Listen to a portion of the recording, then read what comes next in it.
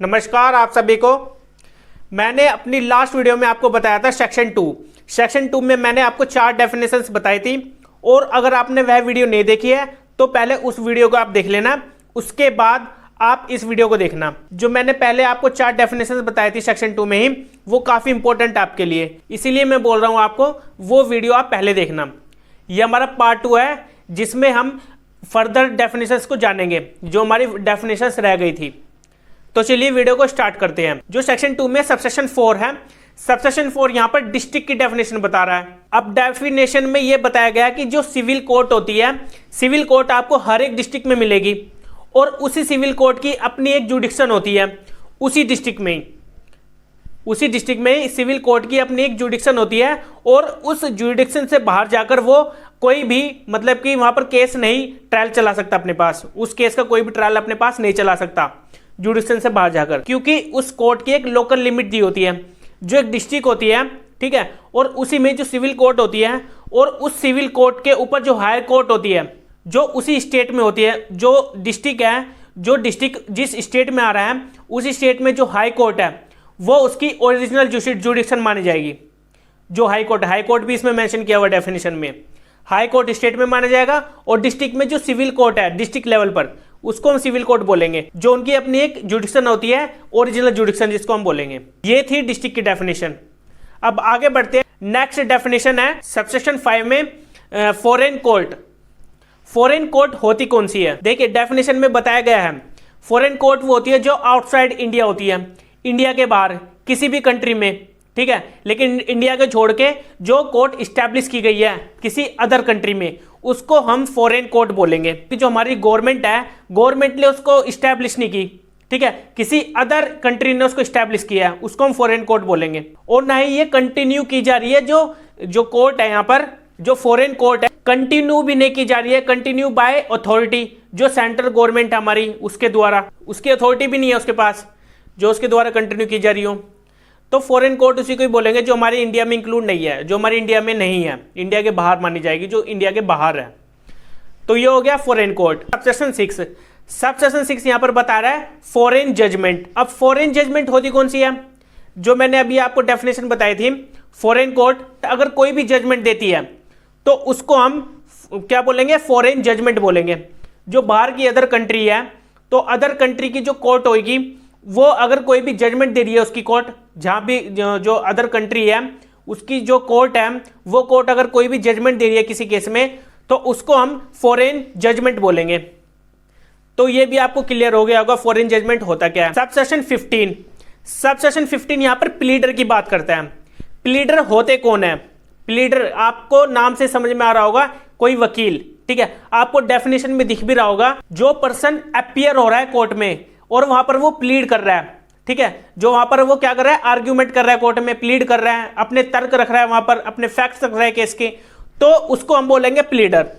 और प्लीडर में कौन कौन इंक्लूड होंगे? एडवोकेट, अटॉर्नी होते हैं जो हाई कोर्ट में, उनको हम प्लीडर बोलते हैं। और जो प्लीडर होते हैं, प्लीडर को इस्टेब्लिश किया जा सकता है, वो ऑर्डर हमारे ऑर्डर 3 में रूल 4 में बताया गया है। प्लीडर को कैसे इस्टेब्लिश किया जाता है वो हम आगे जानेंगे, जब हम ऑर्डर पढ़ेंगे ना, तब मैं आपको बताऊंगा प्लीडर को कैसे इस्टेब्लिश किया जाता है, वो हम आने वाली वीडियोस में जानेंगे। अभी के लिए आप डेफिनेशन समझ लीजिए।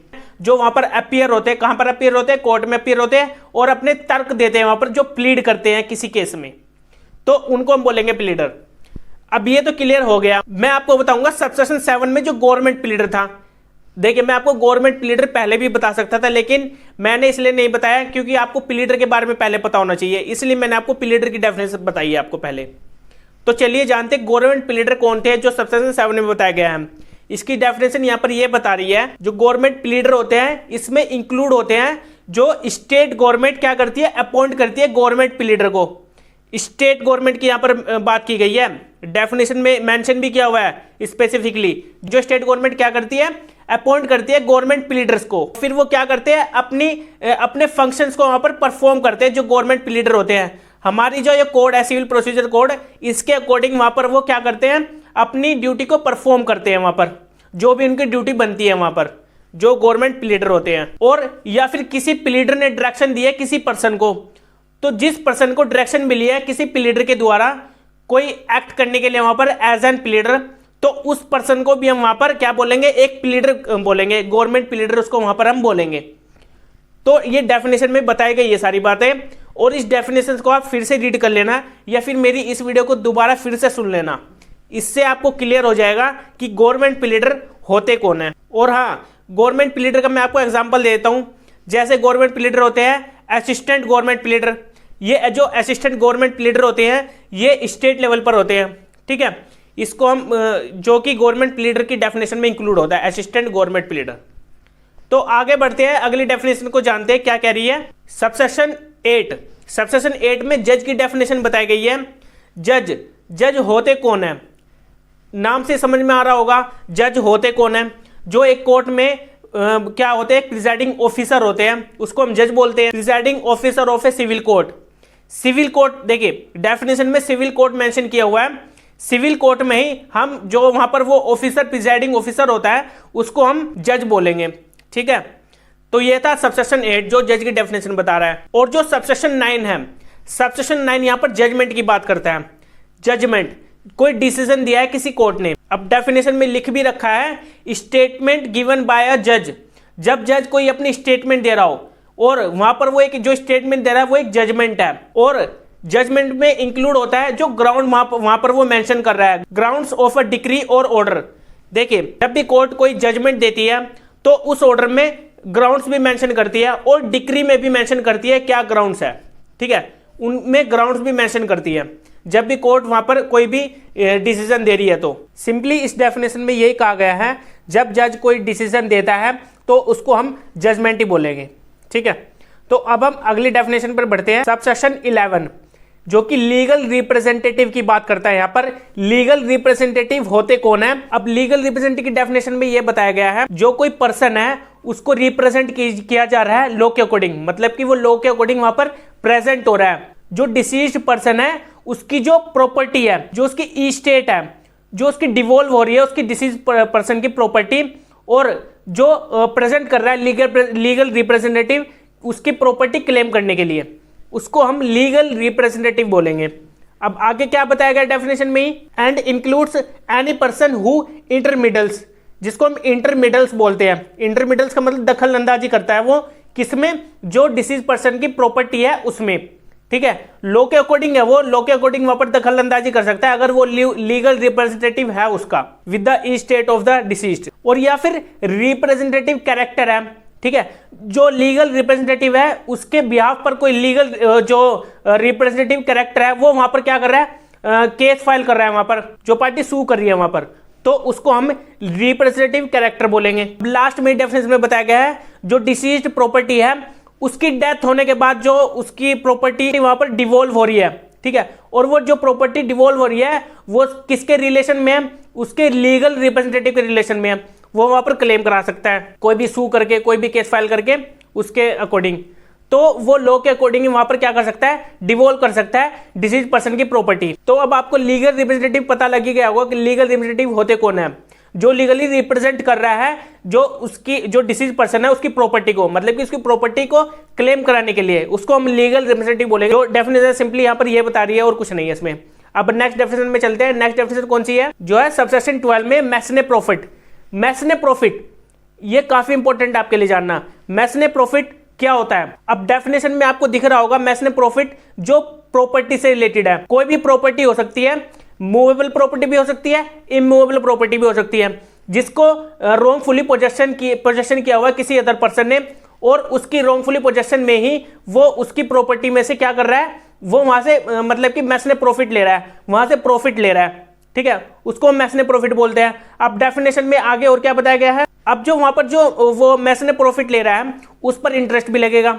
अब जिस पर्सन की वहां पर वो प्रॉपर्टी है वो क्या करेगा पर्सन, वो उसके अगेंस्ट केस फाइल करेगा, ठीक है। अब केस फाइल के बाद जब उसको उस पर्सन को बोला जाएगा जिस पर्सन के पास वो रॉन्गफुल पोजेशन में है कोई भी प्रॉपर्टी, और वहां से वो जो मैसने प्रॉफिट ले रहा है, ठीक है, तो उसमें से उसको इंटरेस्ट दे दिया जाएगा। जितना भी प्रॉफिट उस प्रॉपर्टी से वहां पर अर्न किया गया था उस पर्सन के थ्रू जिसके पास वो रॉन्गफुली पोजेशन में था प्रॉपर्टी, तो उसका इंटरेस्ट भी वहां पर देना पड़ेगा, ठीक है, जितने टाइम तक उसने वहां पर प्रॉफिट अर्न किया उसका विद इंटरेस्ट वहां पर मैस ने प्रॉफिट दिया जाएगा उस पर्सन को, जिस पर्सन की वहां पर वो लीगली प्रॉपर्टी है उस पर्सन को वहां पर विद इंटरेस्ट मैस ने प्रॉफिट दिया जाएगा। लेकिन लास्ट में ये दिया गया है कि मैस ने प्रॉफिट इंक्लूड नहीं होगा।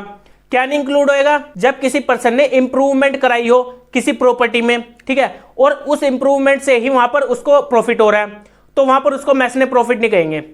अब देखिए मैं इसको एक एग्जांपल से समझा देता हूं। मान लीजिए कोई पर्सन है, किसी पर्सन ने किसी की जमीन को हथिया लिया, कब्जा कर लिया वहां पर, ठीक है। अब कब्जा कर लिया, वो खाली प्लॉट था सिर्फ, ठीक है, खाली जमीन थी वहां पर। तो उस जमीन पर उसने क्या करा, 3-4 वहां पर कमरे बनवा दिए, रूम्स वहां पर बनवा दिए और उनको रेंट पे दे दिया। अब जब उसको रेंट पे दे दिया तो उसने 2-3 साल तक उसको कब्जे में रखा। 2-3 साल में उसने काफी प्रॉफिट वहां पर रन कर लिया, जो वहां पर उसने रूम्स वहां पर अवेलेबल कराए थे, रेंट पे दिए थे जो, ठीक है, उसके पास रेंट आ रहा था 2-3 साल तक। तो जो पार्टी वहां पर क्लेम कर रही है कि ये मेरा प्रॉफिट है, वो वहां पर मैस ने प्रॉफिट नहीं ले सकती उसका, ठीक है, क्योंकि वहां पर उसने इंप्रूवमेंट कराया था उसकी प्रॉपर्टी में। अब जो जिस पर्सन ने वहां पर इंप्रूवमेंट करवाया था उसका भी वहां पर पैसा खर्च हुआ है, ठीक है, तो वहां पर वो पर्सन मैस ने प्रॉफिट नहीं ले सकता उसके इंप्रूवमेंट में से। तो अब आपको समझ में आ गया होगा कि मैस ने प्रॉफिट यहां पर क्या बताने की कोशिश कर रहा है और मैस ने प्रॉफिट होता क्या है। तो अब बढ़ते हैं नेक्स्ट डेफिनेशन पर। सबसेक्शन 13 यहां पर मूवेबल प्रॉपर्टी की यहां पर डेफिनेशन बता रहा है। मूवेबल प्रॉपर्टी वो होती है जिसको मूव कर सकते हैं इजीली, और डेफिनेशन में ये बताया गया है इंक्लूडिंग ग्रोइंग क्रॉप्स। जो ग्रोइंग क्रॉप्स होती है, जो फसलें होती है, उसको भी हम बोलेंगे क्या, मूवेबल प्रॉपर्टी। अब देखिए फसलों को काट दिया जाएगा जमीन से, जब तक वो जमीन से अटैच है ना ग्रोइंग क्रॉप्स, तब तक वो क्या है, इमूवेबल प्रॉपर्टी है। अगर फसलों को काट दिया जाता है जमीन से, उसके बाद वो मूवेबल प्रॉपर्टी हो जाती है। इसलिए यहां पर इंक्लूड किया गया है ग्रोइंग क्रॉप्स को कि वो एक मूवेबल प्रॉपर्टी है। मूवेबल प्रॉपर्टी एक किस्म से वही होती है जिसको एक जगह से दूसरी जगह पर ले जाया जा सकता है। अब इमूवेबल प्रॉपर्टी है, उसको हम एक जगह से दूसरी जगह पर नहीं ले जा सकते, ठीक है, जैसे हमारी जमीन हो गई, घर हो गया, ठीक है, इन तरह की चीजों को हम एक जगह से दूसरी जगह नहीं ले जा सकते, उसको हम इमूवेबल प्रॉपर्टी बोलते हैं। तो मूवेबल प्रॉपर्टी भी कंप्लीट हो गया। अब चलते हैं नेक्स्ट डेफिनेशन पर, पब्लिक ऑफिसर की। अब पब्लिक ऑफिसर होते कौन है? जो कि पब्लिकली काम करते हैं उनको हम पब्लिक ऑफिसर बोलते हैं। अब इसमें काफी चीजें इंक्लूड की गई है, कौन होगा पब्लिक ऑफिसर, ठीक है। इसमें ये काफी बड़ी डेफिनेशन है, लेकिन मैं आपको इसको शॉर्ट फॉर्म में समझाने की कोशिश करूंगा। मैं सिर्फ आपको यही बताऊंगा इस डेफिनेशन में कि पब्लिक ऑफिसर होते कौन कौन है। देखिए इसमें बताया गया है एवरी जज, जो जजेस होते हैं हमारे कोर्ट में, उनको बोलते हैं हम पब्लिक ऑफिसर, जो कि पब्लिकली काम कर रहे हैं। Every member of all India service, ठीक है, जो हमारे आईएएस ऑफिसर्स होते हैं, जो ऑल इंडिया मतलब कि ऑल इंडिया वहां पर सर्विसेज दे रहे हैं, जो आईएएस ऑफिसर्स होते हैं उनको हम बोलते हैं क्या, पब्लिक ऑफिसर, जो पब्लिकली वहां पर काम कर रहे हैं। गजेटेड ऑफिसर कहां पर होते हैं? Gazetted officer in the naval, air, army, military में, ठीक है। तो वहां पर ये एक गजेटेड ऑफिसर जो होता है वो एक पब्लिक ऑफिसर होता है, जो अंडर द गवर्नमेंट सर्व कर रहा होता है अपनी वहां पर क्या, सर्विस को, तो उसको भी हम पब्लिक ऑफिसर बोलेंगे। Every officer of court of justice, जो कोर्ट के मतलब कि कोर्ट ऑफ जस्टिस के अकॉर्डिंग वहां पर काम कर रहे हैं, ठीक है। कोर्ट ऑफ जस्टिस जहां पर जितने भी वो अपना कोर्ट के अकॉर्डिंग काम कर रहे हैं उनको हम पब्लिक ऑफिसर बोलेंगे। जैसे कि ओथ करा रहा है कोई पर्सन, या फिर कोई स्पेशली ऑथोराइज किया गया है कोर्ट की तरफ से, जो वहां पर अपनी ड्यूटी को परफॉर्म करेगा, ठीक है, कोर्ट के अकॉर्डिंग, तो उसको भी हम पब्लिक ऑफिसर बोलेंगे। एक ऐसा ऑफिसर जिसकी ये ड्यूटी है कि वो इंफॉर्मेशन दे, जो भी कोई ऑफेंसेस हो रहे हैं, कोई भी ऑफेंस कमिट कर रहा है, ठीक है, उसी के रिगार्डिंग में वहां पर क्या करे, वो इंफॉर्मेशन दे, और जो प्रोटेक्ट कर रहा है पब्लिक हेल्थ को, उस जो ऑफिसर है वहां पर, उसको भी हम पब्लिक ऑफिसर बोलेंगे। जहां पर गवर्नमेंट ने उनको ऑथोराइज किया है इन कामों के लिए, जो गवर्नमेंट उनको ड्यूटी देती है किसी भी पर्सन को, तो उसको हम पब्लिक ऑफिसर बोलते हैं। आप एक बार इसको बेयर एक्ट में जाकर पढ़ लेना, जो पब्लिक ऑफिसर की डेफिनेशन है, ये काफी बड़ी डेफिनेशन है, ठीक है। वैसे मैंने आपको मोटा मोटा बता दिया है, इससे आपको पता लग गया होगा कि पब्लिक ऑफिसर होते कौन है। लेकिन अगर आपको और कुछ भी जानना है तो आप इसको डीपली जाकर पढ़ सकते हैं, जो बेयर एक्ट लैंग्वेज है। तो अब चलते हैं नेक्स्ट डेफिनेशन पर, सबसेक्शन 18, जो कि रूल्स की बात करता है। रूल्स मतलब कि जो फॉर्म किए गए हमारे फर्स्ट शेड्यूल के अकॉर्डिंग, जो हमारा फर्स्ट शेड्यूल है, और जो बनाए जा रहे हैं सेक्शन 122, सेक्शन 125 में ही जो सीपीसी में दिए गए सेक्शन, ये दोनों, इन दोनों के अकॉर्डिंग जो हाई कोर्ट है, हाई कोर्ट के पास यहाँ पर पावर दी गई है। जो सेक्शन 122 और 125 जो सेक्शन है, इसके अकॉर्डिंग हाई कोर्ट क्या कर सकता है, वहां पर रूल बना सकता है, high court to make the rules. Subsection 19, share in a corporation, जिनके पास डिबेंचर स्टॉक्स है, ठीक है। जैसे इन्वेस्टमेंट मार्केट होती है उसी तरह से यहाँ पर ये डेफिनेशन यहाँ पर बताई गई है। इसमें क्या क्या इंक्लूड होता है शेयर इन कॉर्पोरेशन में, डिबेंचर, स्टॉक्स इंक्लूड होते हैं और बॉन्ड्स, ठीक है, डिबेंचर्स और बॉन्ड यहाँ पर इंक्लूड किए गए हैं। सबसेक्शन 20 यहाँ पर साइंड की बात करता है, साइंड की भी डेफिनेशन दी गई है यहाँ पर।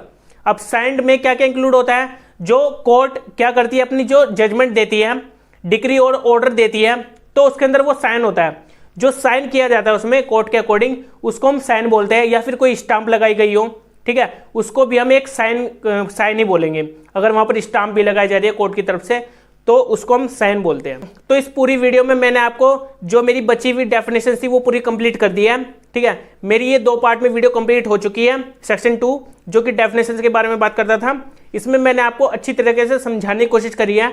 अगर इसमें फिर भी आपको कोई डाउट होता है तो आप मेरे टेलीग्राम चैनल को ज्वाइन कर लीजिए, जिसमें आप मुझसे पूछ सकते हैं अगर आपको कोई भी डाउट होता है तो आज के लिए इतना ही था। अब हम मिलेंगे अपनी नेक्स्ट वीडियो में, जिसमें हम जानेंगे सेक्शन 3 को। Okay bye.